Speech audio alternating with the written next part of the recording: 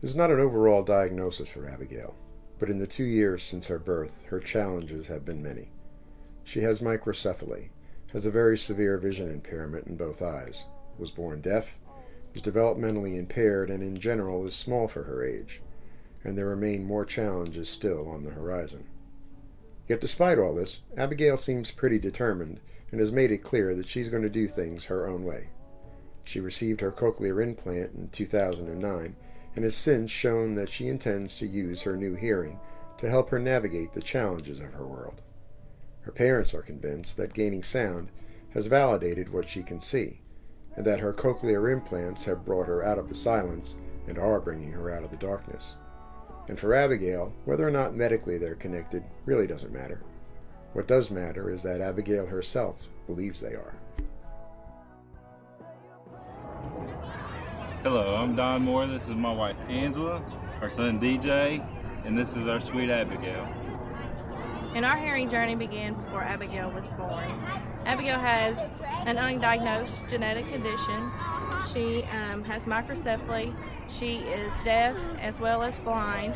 She is a tremendous blessing, though.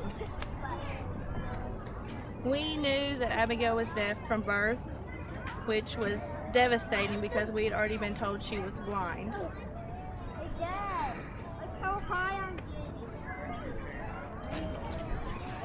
One thing I'd like to say about the implant is it's done wonders for her.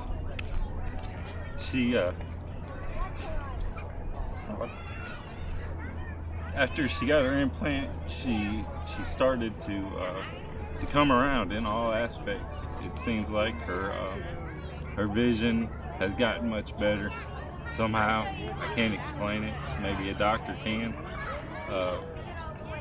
And her ability to just get around the house has gotten a lot better, and I'm really contributing that to the implant. I think it's helped tremendously somehow, some way.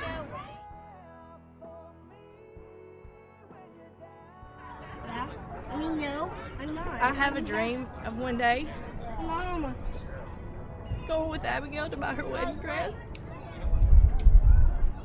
And I know with God's help that that's possible. And I know that Abigail and DJ will be and do whatever God has planned for them.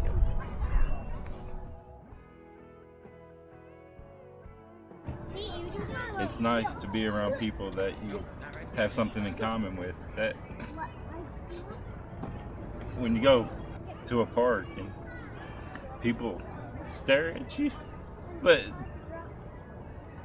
we came here today and the people when we was around them weren't staring because they're in the same boat. But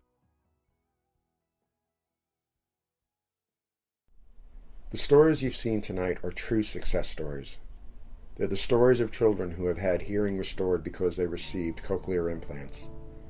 Imagine now another child who is profoundly deaf, possibly one whose life is complicated by other disabilities, such as the ones you saw this evening. Imagine as well a family struggling, week to week, to put food on the table or to pay the bills. As a society, we hope that children born to that condition have every opportunity to break free of that poverty, learn to read, beat the odds, perhaps even to become someone who makes a vastly profound difference in the future.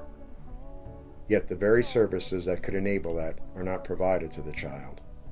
Families may not even be aware that the technology to restore hearing even exists, and even less so that there are services that can help them pay for the surgery. We're taught that one of the best ways we can add significance to our lives is to help those less fortunate.